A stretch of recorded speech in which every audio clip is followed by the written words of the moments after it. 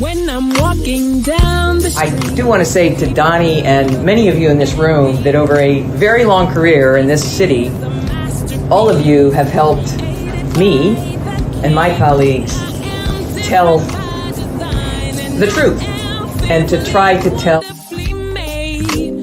I may not look like you and you me, but my head up. I'm from South Carolina, so I just What does this event mean to you, Miss Peggy Morris? Oh, my heart. Happy 20th anniversary. My heart is about loving up on my sisters. Do you know what it feels like to have your sisters in the room? John. And dare to be different and unique. I'm gonna be the best me I can be by letting His glory shine through.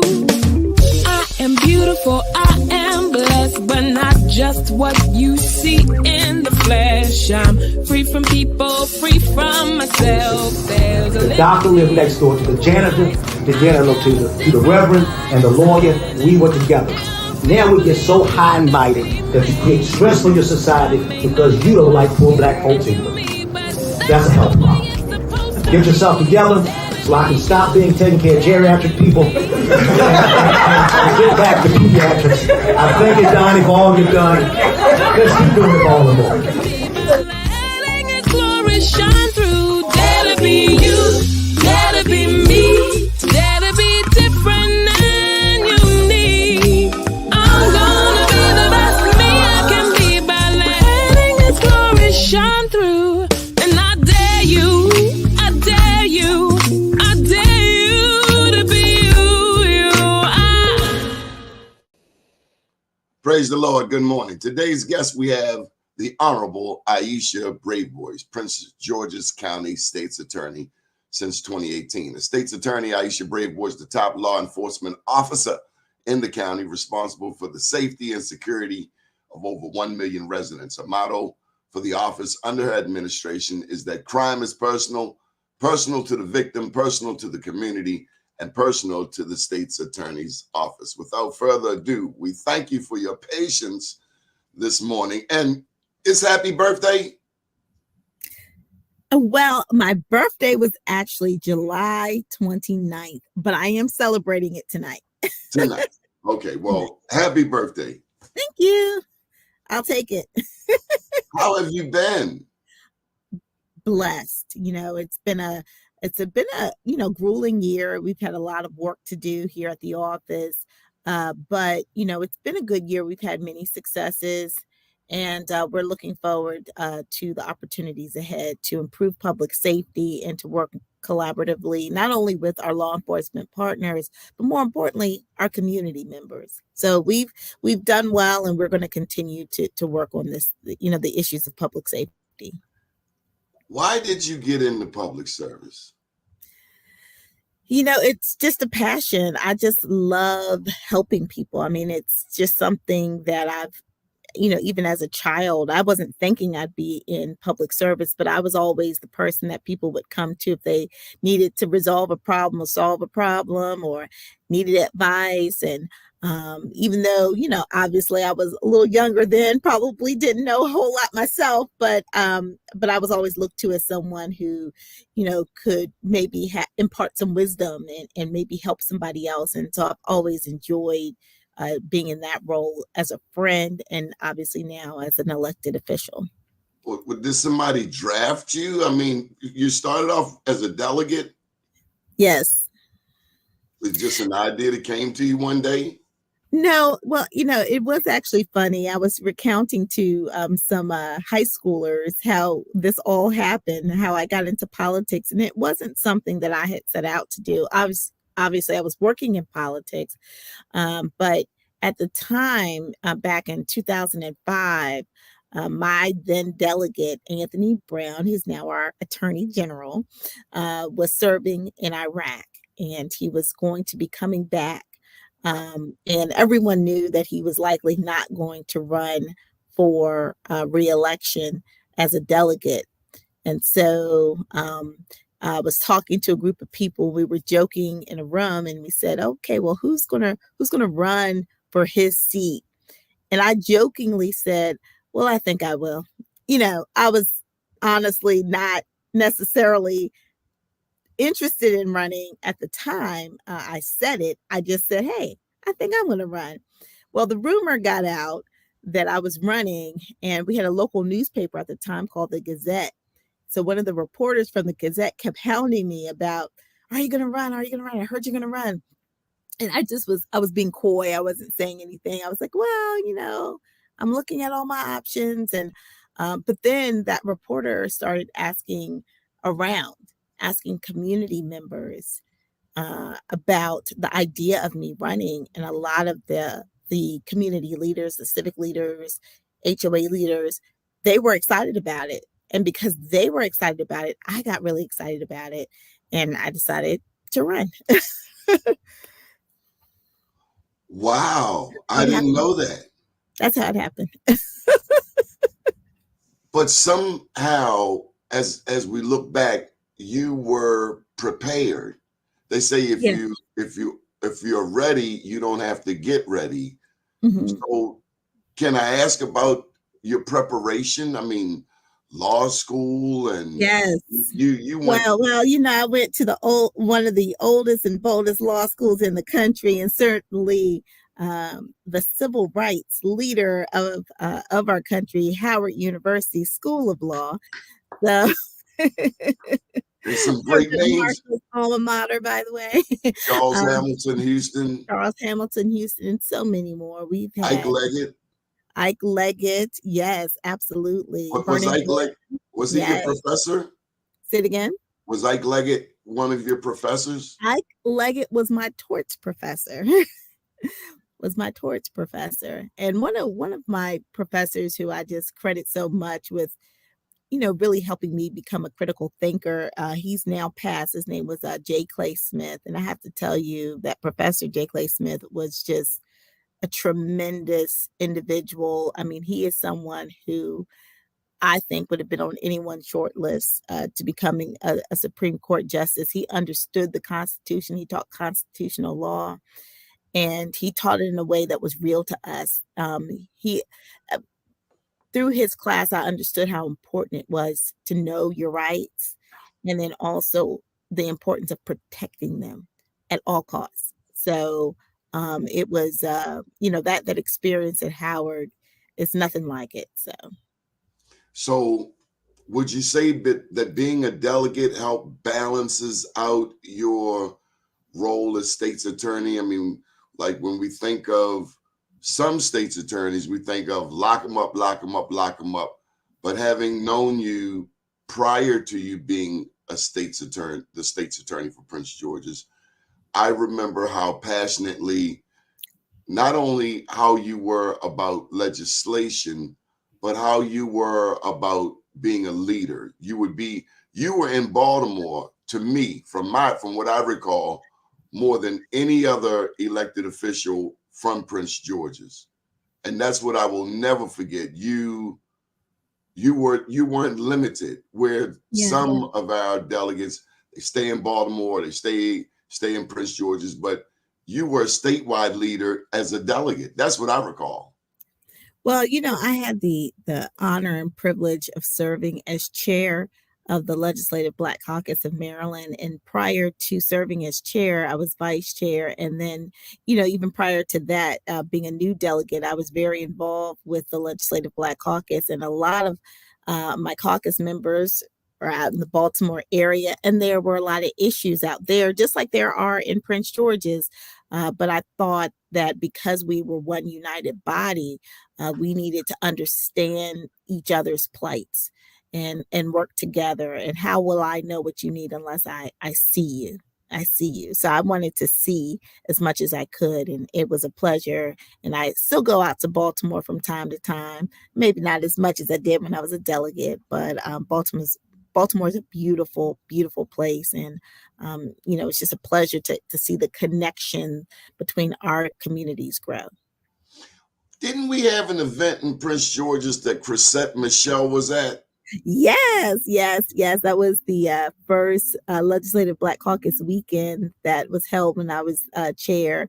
And we had Chrisette Michelle uh, perform at Bowie State University. That was one heck. What I'll never forget is how personable she was. She Oh wasn't yeah, standoffish. She was blending with the people. she's What a good should people person. know about Prince George's County? If they've never heard of Prince George's County, what should they know about it? What should you know about it? Well, we are a really diverse and dynamic county. We have people from all over the world who have chosen to live here. We are best known as the wealthiest majority Black large jurisdiction in the country. However, we are much more. We have a number of people who have immigrated here from different parts of the world, including folks like my father who are from the Caribbean. We have a large, very large African community, a large Hispanic community. We have a growing AAPI community. We have a Native American community.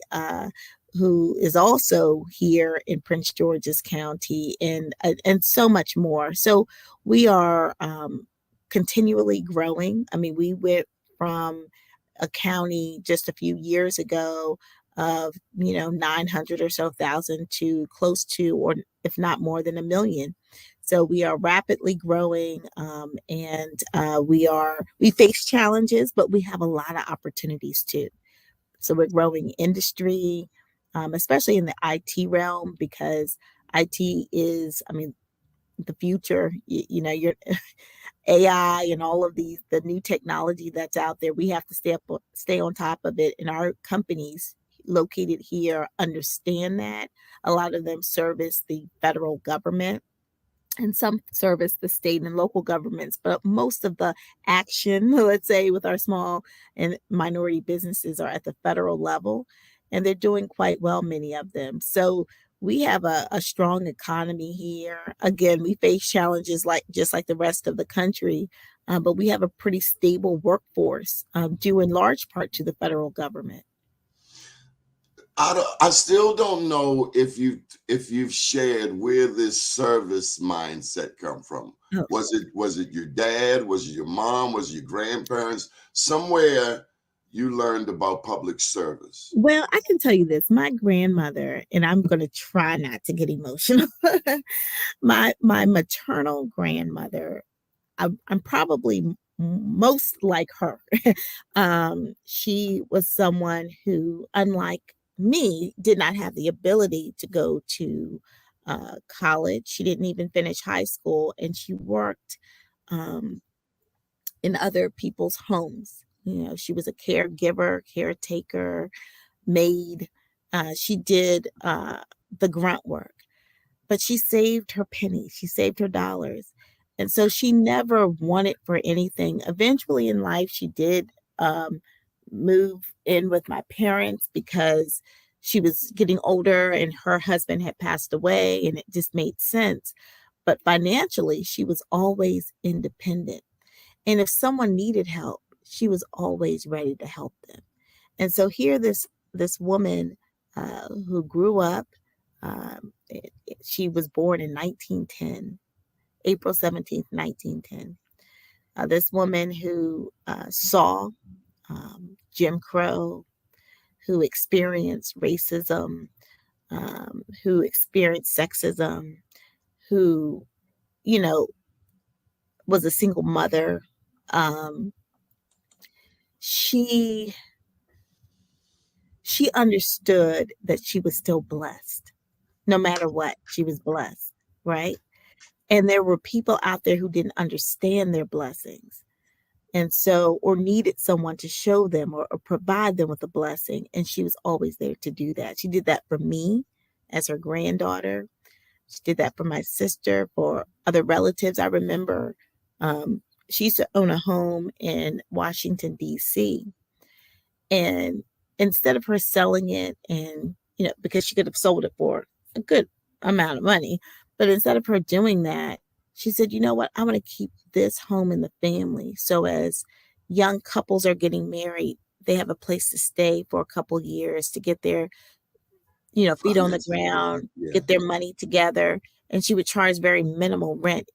And really, it was really more about keeping the lights on and paying utilities. But she understood the importance of saving, and helping people prepare for the future. So she just was so dynamic in so many ways. And this is a person who did not even have a high school education. What was her So name?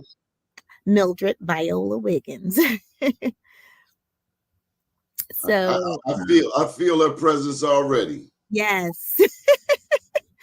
See, I told you not to get me emotional. You did it.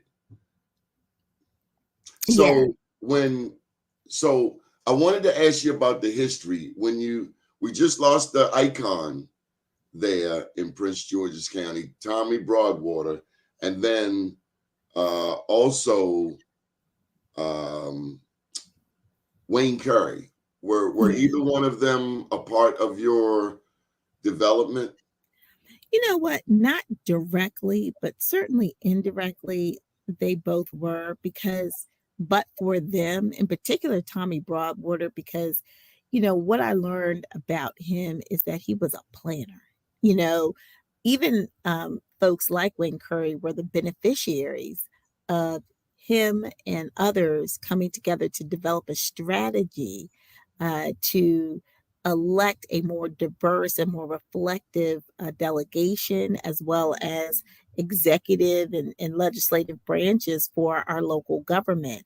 So Tommy was very instrumental in pulling people together and really being one, because there were a few people, it wasn't just one person, but being a part of that brain trust that decided, what, our county needs to move in a different direction.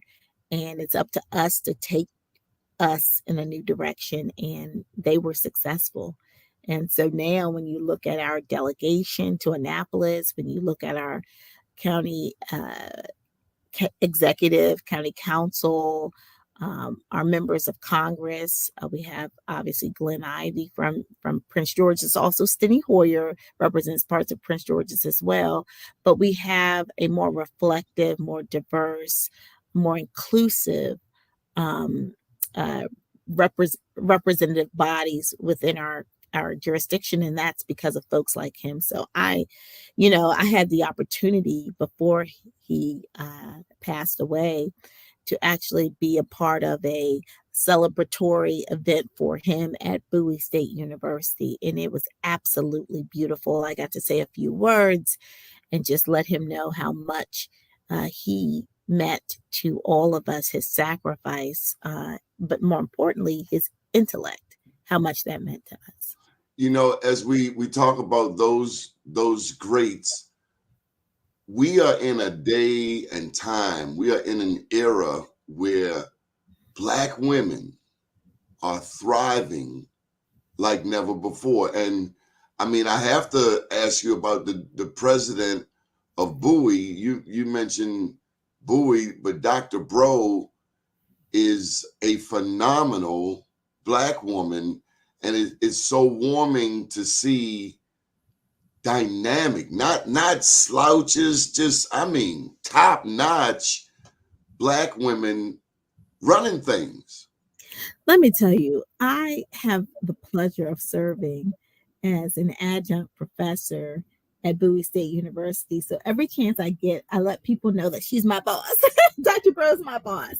And I truly appreciate her work because she is intentional.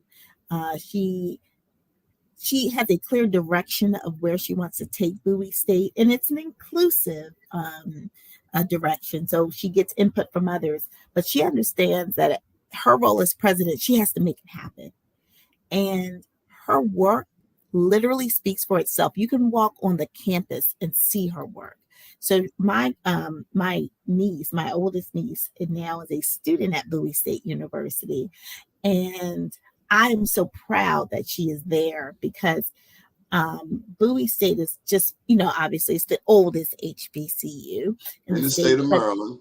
But yes. It started in Baltimore.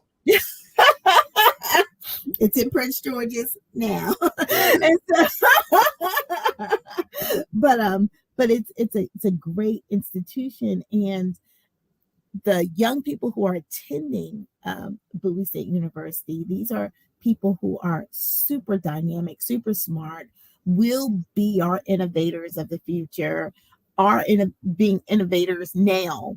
And so, what they needed was a campus. They needed the equipment. They needed the professors, the resources, and everything else that others in institutions that are research institutions need in order to be those change makers. And Bowie State University is now leading the way, and it's so amazing to see it. And Dr. Bro is a big part of it, and she's so humbled, like you wouldn't even know all the great things she does, but she knows how to get it done with class, with style. And again, she's very intentional, and she understands how to get it done. Well, before this interview, I was talking with your assistant, Miss Douglas, and she did a phenomenal job. I want to commend her. She was very, very helpful, very instrumental. And as a journalist trying to gain access to Madam State's Attorney, there's nothing like having a Miss Douglas. So there are a couple of instructions that I need to follow, and one was to go into considering all of the work that you've done since you've taken office as the top law enforcement officer in the county. What is your vision? And let me just preface by saying that Black people make up 13% of the U.S. population. We make up almost 40% of the prisons in a country that represents 5% of the world's population, yet we have 25% of the world's inmates. And knowing your compassion for our people and all people, that's got to be one heck of a balancing act. But I've watched many press releases that have come out of your office, and what I tend to believe, and I will take this to the grave, is that people that do wrong, they will pay, but those who had maybe extenuating or mitigating circumstances or who deserved a second look, I know you to be that person that will provide that. So tell us about your vision for criminal justice in Prince George's. Gorgeous Prince George's. Thank you. Thank you. Thank you. Well, it is, as you mentioned, a balancing act. It's not black and white. The law and trying to achieve and pursue justice is it's really multidimensional, because you're looking at the harm that has been caused either to an individual or a community. You're also looking at the individual who is accused of committing that harm, whatever it is, and their background and what's happened to them. And you're also trying to figure out how to prevent the person from doing it, and how to send a message to the community that, these types of actions are not acceptable. And so I think what we know and experience from the 80s and early 90s and even into the 2000s is that mass incarceration is not the answer. However, I do believe in consequences. I absolutely believe in consequences. I believe in safety. I believe in the preservation of life. I believe that people who do wrong should, be held accountable. However, I also believe in redemption. I do believe in restoration. I do believe that people can be rehabilitated. The justice system, the adult justice system, that is based on three pillars. One, obviously, is punishment, and that's the one that we talk about the most, right there. That's why we have the jails. That's why we have the prisons. That's why people are on probation. That's why we have a system of justice that restricts people's liberty and movements based on their actions. So punishment is a part of the system. And then there's the, getting justice for victims. So it is ensuring that those who were wronged, get justice too. So that is a part of our system. That's why we allow our victims to have a voice. When we look at sentencing, we often ask for restitution if our victims who are victims of economic crimes, because we want to try to make them as whole as possible. And so, making sure that we are the voice of the victim is extremely important too. But that third part is rehabilitation. Rehabilitation. And most uh, jails or prison systems are called Department of Corrections. Corrections. Right. So, what are we correcting if we're only focusing on the punishment part? And so, the correction part is, I think, something that we have not fully focused on. And I believe that that actually will help to balance our justice system. And I'll give you an example. I created a program called the Emerging Adult Program. I approached the state, actually, it was under the prior governor. I approached the then secretary of the Department of Public Safety and Correctional Services through actually his deputy, who is now the secretary. So Secretary Scruggs was an assistant or deputy secretary at the time. And we went through her to figure out if we could do an emerging adult program where we could take a group of young men who were serving time in prison for serious offenses. Now, we don't take people who've serving time for murder or for rape or for felony domestic violence, but for other crimes like, assault, um, uh, auto theft, robbery, first degree assault, anything that where they have been held accountable, they've been sentenced to a term in prison, and they are serving their term. So we've gotten the accountability, we've gotten justice for the victim, but now what? Because they're coming home. They're going to come home. People are going to come home. And so we started this program where we took a small cohort of people who had home plans back to Prince George's County and began to do character development, helping them develop an actual life plan. So they get a workbook. They have weekly sessions. We work with them for about 6 months while they're in.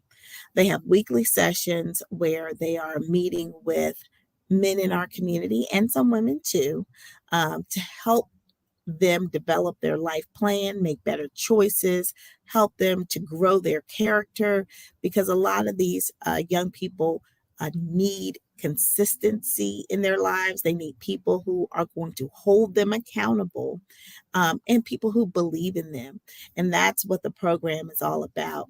I can tell you that we've had about 10 individuals go through this program. We're looking to expand it now, but we had about 10 because we wanted to get the formula right. And none of them have reoffended. Those who are out now have not reoffended. And normally it's 70%, right? Yeah. And some are in school. Some have chosen professions and they're working in their profession. One actually was interesting. He ended up being deported because he was from El Salvador.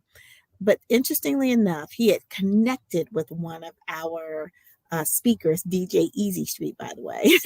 And he connected with him while, he was in the program.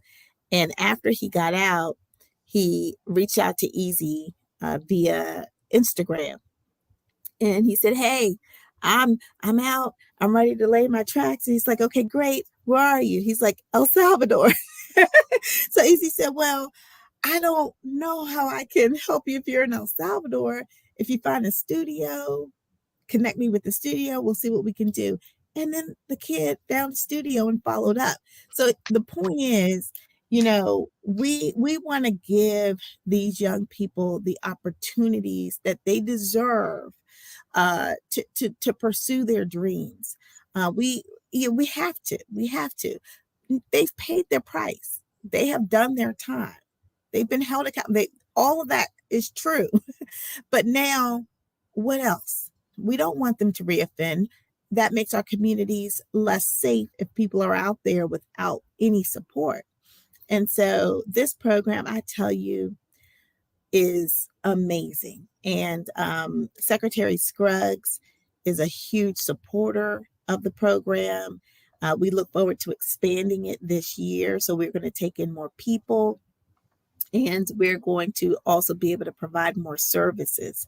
So we think this is really the wave of the future, because what we also do, and I didn't say this part, as part of the program, we can ask, when people successfully complete the program, for their sentences to be reconsidered so that they may get less time in, based on now their ability to successfully be in our communities without being a danger to us. So I think that in many ways it's the solution that I think everyone can agree to. It is holding people accountable, providing stiff and severe consequences, but then also giving people an opportunity to make better choices. And this is all about them. This is all about the choices they make. They volunteer to be in this program. They volunteer to, go through this exercise in the workbook and create their life plan and to determine what direction they want to go into. They volunteer to have a mentor help them, walk them through the process once they get out. This is all about the positive choices that they are making for their lives.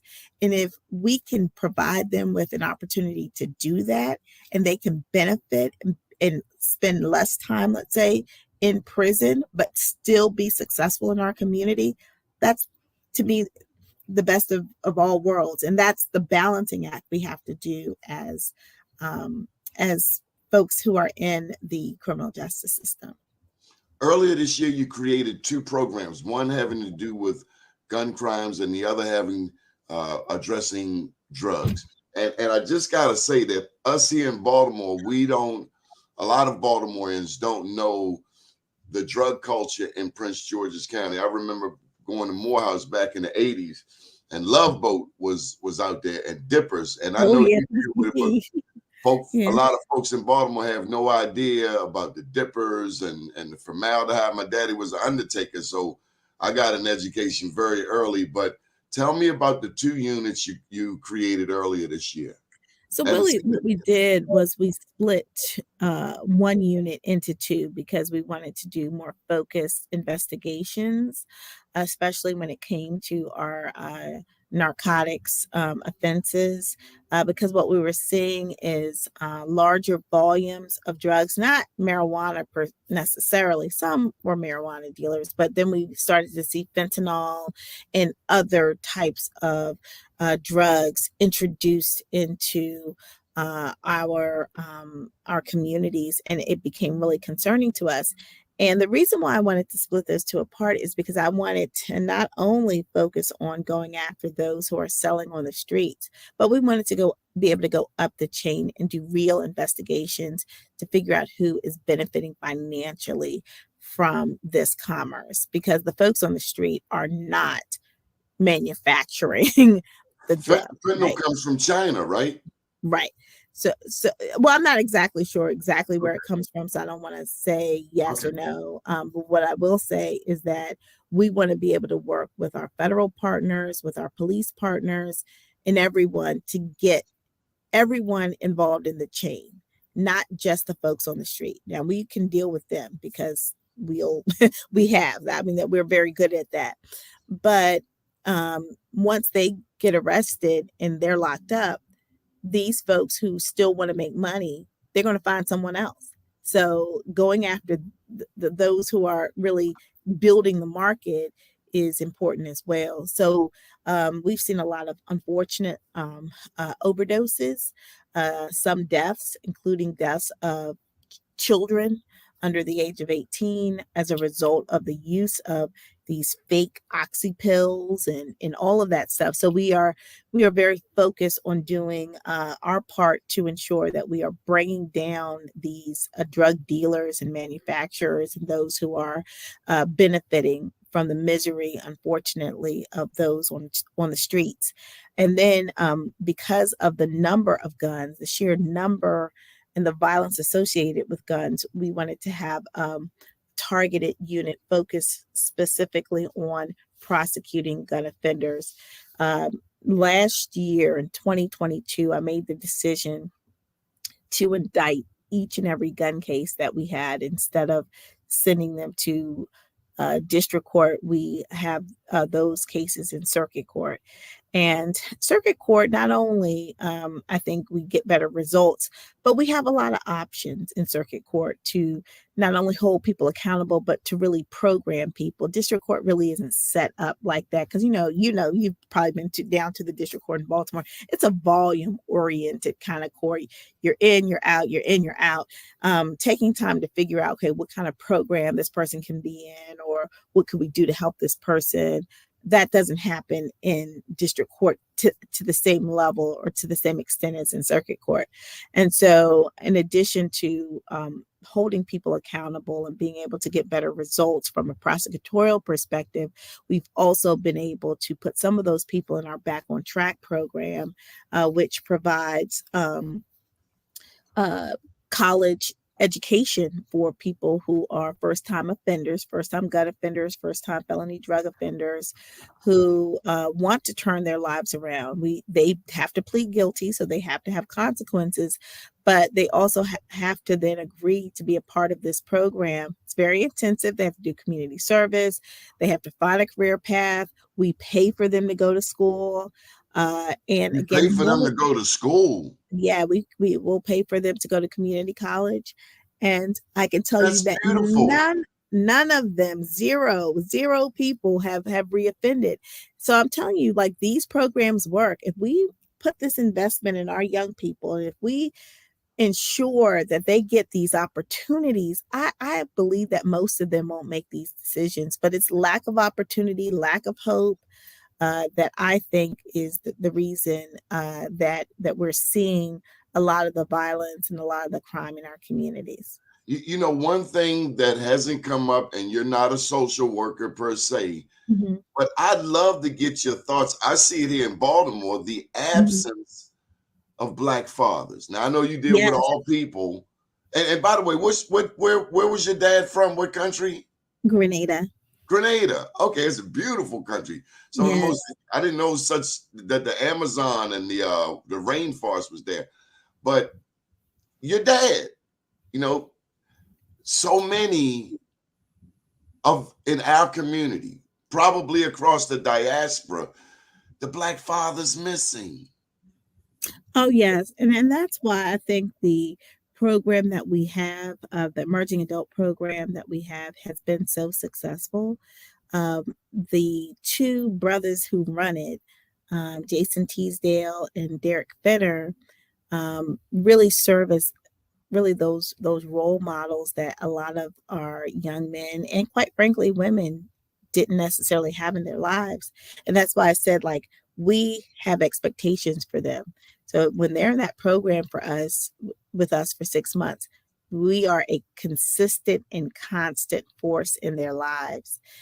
They can take advantage of the wisdom, the nurturing, the care that they may not have received on a consistent basis. They have something to look forward to. They have men in their communities who they can identify with, who say, hey, young brother, I believe in you. I got you.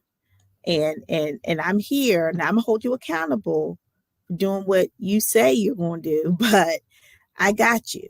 And that has been really helpful. And then when they graduate from the program, and many of them have been released, we then pick them up when they come out and say, okay, are you good? Do you have a place to stay? Can we help you, with your education? Can we help you get your ID? Can we, what do you need? Because everybody needs somebody. That's the reality of it. Everybody needs somebody. And a lot of these guys did not have someone who they could turn to. You sound quite gubernatorial. I don't know about that. I mean, this is exactly what we need. I feel like I was on the right path. I mean, it was actually something that I thought of during COVID. During COVID, we all had a lot of time to think, right? Yeah. and also after, George Floyd, Breonna Taylor, what we realized is that things had to change. We had to do things a little differently. And it required more of us, right? And so I began to just think, what can I do to make the system fairer, more just, more restorative, while also protecting the lives of the residents in my community. And I said, I have to be able to do both. I can't say, okay, well, in order for me to protect the lives of folks, then everybody has to go to jail. First of all, that's not realistic. Not everyone's going to go to jail. But also, it is not in the best interest ultimately of the community, because now we're talking about more fathers. Because some of these young men who we deal with, they're fathers. They've got children, right? So how is that affecting their children when they're not at home? Generational curses. Yes. Mm-hmm. Listen, and I know we're running out of time, so I'm gonna try to get through it. There was a program. It was called Our Streets, Our Future. Yes, that's still a program. There is a program. This is the third year of it. How's it doing? Oh, it's doing great. I mean, we have been like partnering with community groups all across the county to host these events where we come out. We bring a little food and music, but more importantly, we bring job opportunities. We bring job training opportunities.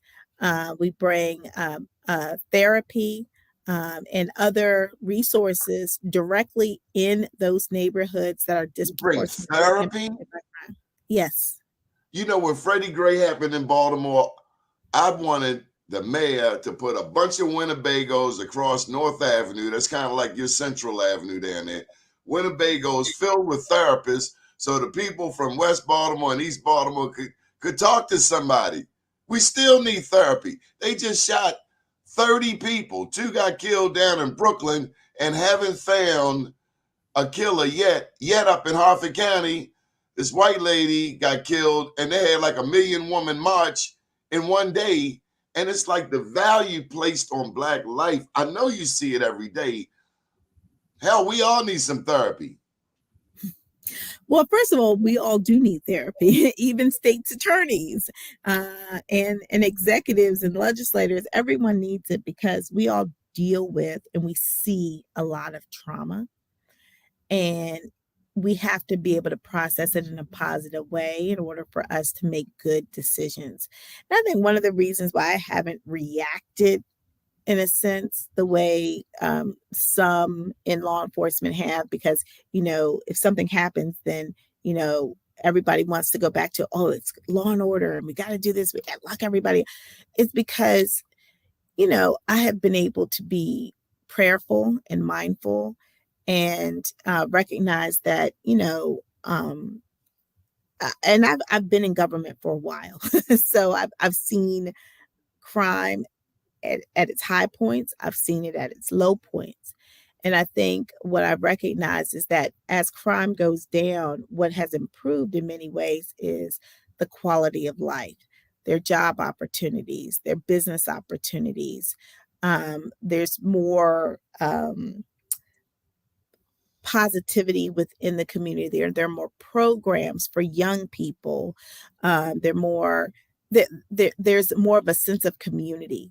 When I see the times when I've seen that is when I've seen crime go down, where we have been disconnected. Like through COVID, I think we were disconnected. People were suffering from mental health issues. They were losing a lot of money and resources, and they were panicking. And the results, the impacts of that, we're still feeling today.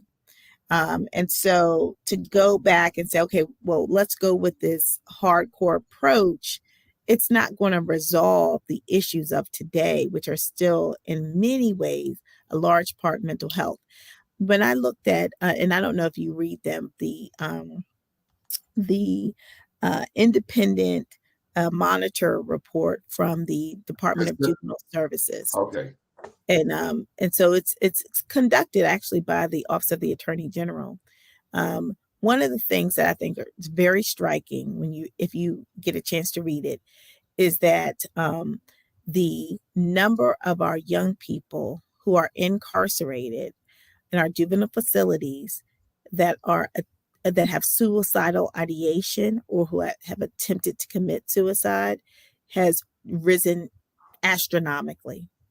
and they are reflective of our general society. There are a lot of people who are hurting. They're hurting, and hurt people hurt other people Unless they get healed. unless they get healed. So again, we have to do our part. I mean, we cannot allow people to Why? terrorize, but What we also have to understand that part too. have we figured out why the suicide rate is going up? I think a large part of it is mental health issues, and I think, and another big part of it is education. Our here in Prince George's County, and I'm sure it's like this across the state because I've asked others, Montgomery County, Baltimore County, Charles County, the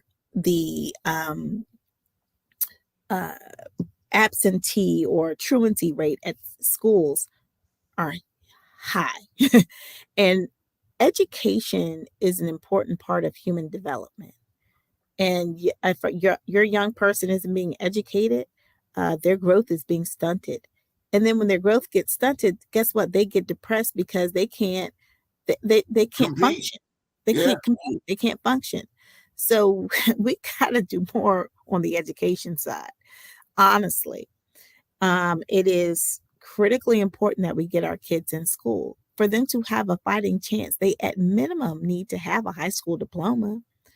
But we hope that they'll go beyond that. Not everyone's going to go to college, but you got to have a skill. You got to have something that you can contribute, because that also helps you helps your self esteem when you're able to be productive.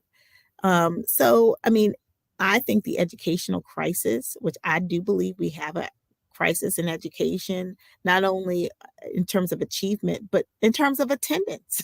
I mean, we have to fix the attendance issues. And that's an issue that we're working on now. We're trying to figure out a better process of identifying those kids much earlier than we usually get them who are having truancy issues. So I just want to get to two last things. One is your work in Annapolis, and then Yeah. secondly, and this is not on the list, but like I want to know, are you going to be the next county executive? I want to know. I've been real patient. So, What was your first question? Annapolis. So much is happening in Annapolis. It's the Yes. capital of the state. You've been there as a legislator. Mhm. How significant is it to have a growing rapport with the powers that be in Annapolis? Oh, it's important. I can tell you, and I'm grateful, oh, by the way, to our governor, because we have a great rapport. I had a program that I wanted to start, a Saturday Justice Academy for families. These are families of young people who have been arrested, who are in the Department of Juvenile Services system. I wanted to work with DJS to, uh, develop a program that doesn't just focus on the child, but also focuses on the family itself, the parents, the guardians, and figure out what's going on with them. And the governor was gracious enough to fund this program, which I'm honestly just very grateful for.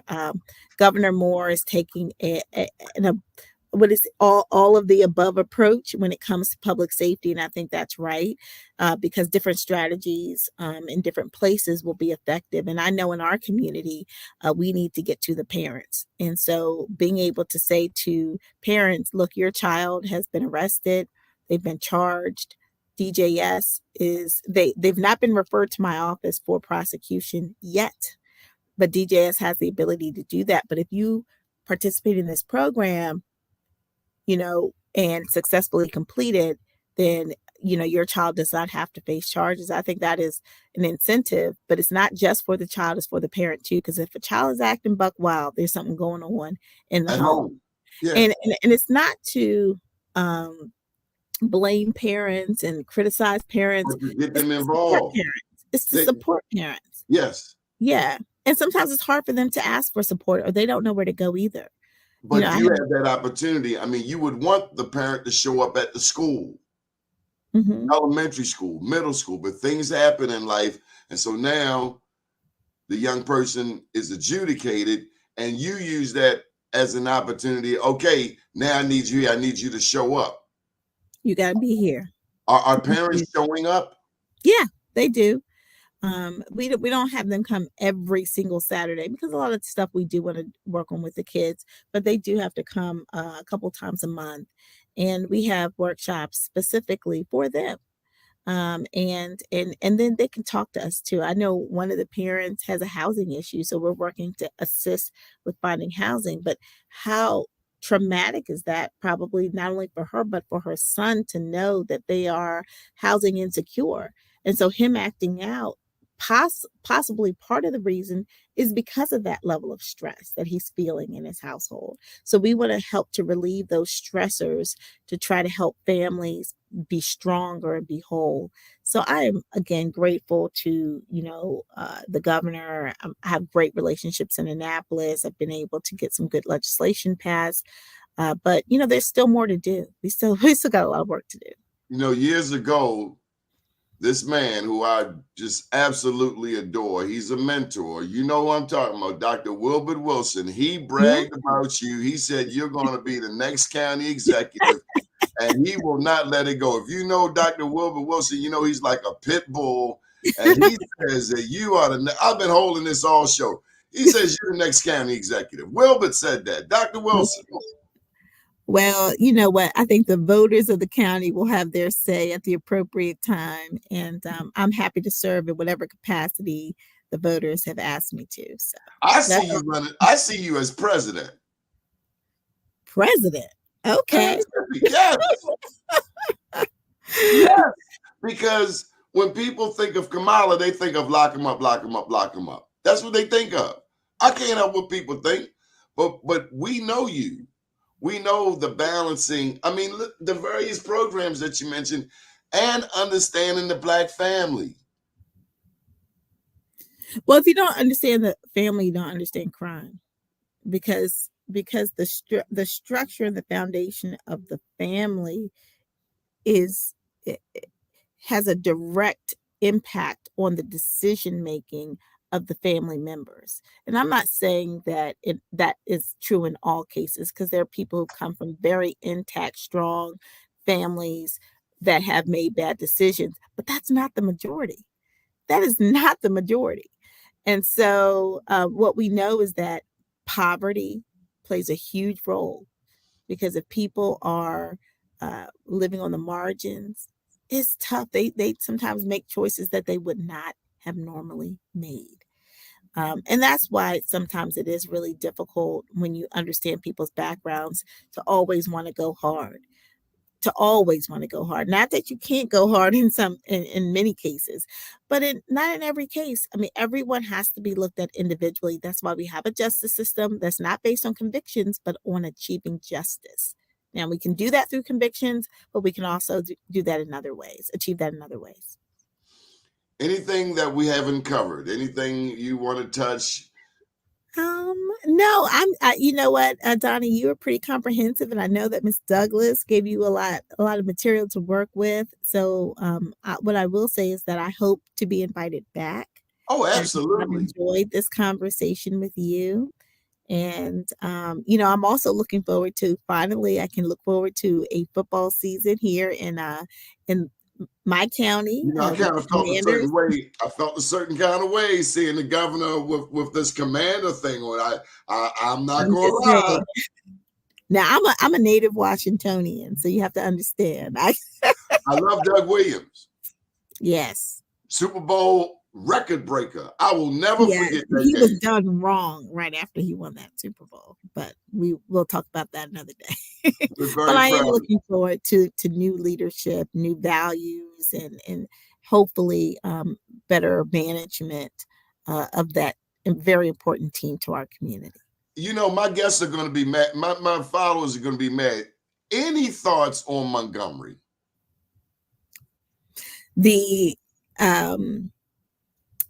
Are you talking about the melee, brawl that occurred? The brawl. How does a judge I mean, you mentioned therapy. When you mentioned therapy, I was like, wow, that's just, and how do you take the Yeah, I think the anger that you saw there, uh, well, there was a lot to to process? unpack. I think initially the interaction between the security guard who was simply doing his job and those who were on the platoon or platoon, if I'm saying that correctly, um, what that interaction was based it seemed to be based on the fact that they felt that those people who were on that boat felt that they had a right to be wherever they wanted to be, and that this security guard, even though he had the authority, even though it was his job to direct them, that they were not going to take direction from him that day. And so that's where the interaction went left, when people did not comply with the law, with the authority that was there. And then, then Does it hurt your heart to think that other things happened. we, do you hope that we can, what is the hope at the end of the day?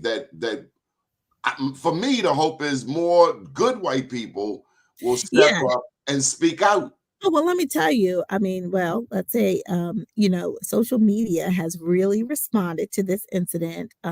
People of all races.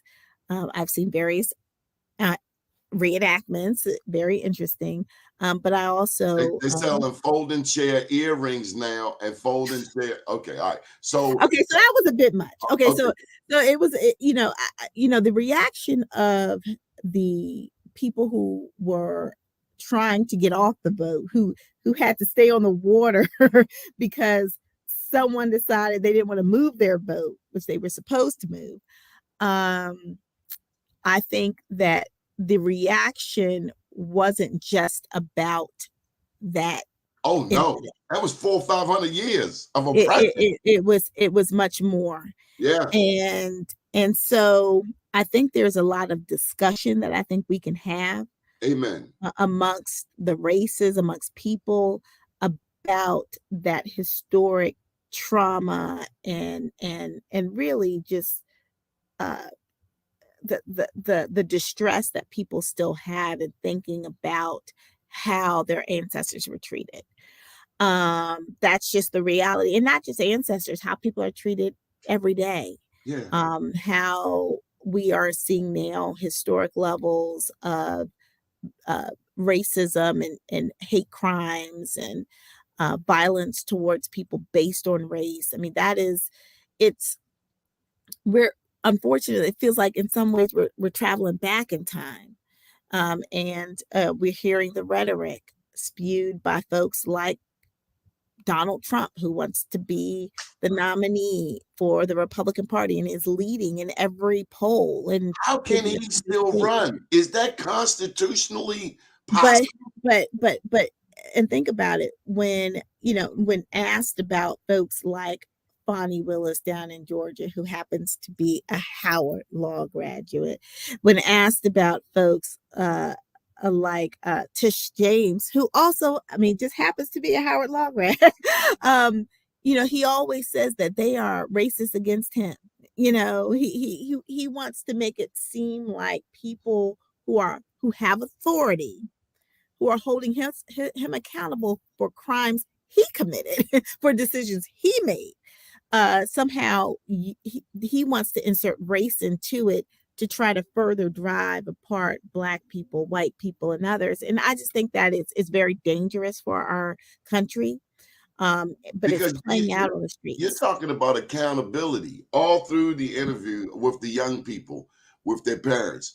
I know you went through this. I know you suffered with that generational curses, but this is about you being accountable. If you show up, if you meet us here, then we'll help you do this. You want an education, parents got to be involved.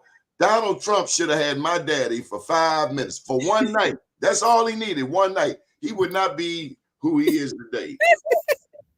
Thank you so much, Thank Madam State's you. Attorney. We All right. look forward to wherever you should go, but I think you should be running for president of these United States. Okay, well, maybe several years from now, as long as you're my vice presidential nominee. We're proud of you. Thank you for loving All right, Baltimore. thank you. Thank you for All right. staying involved. All right, I appreciate it. And say hello to everyone in Baltimore for me. Yes, ma'am. All right, thanks. Good morning, world.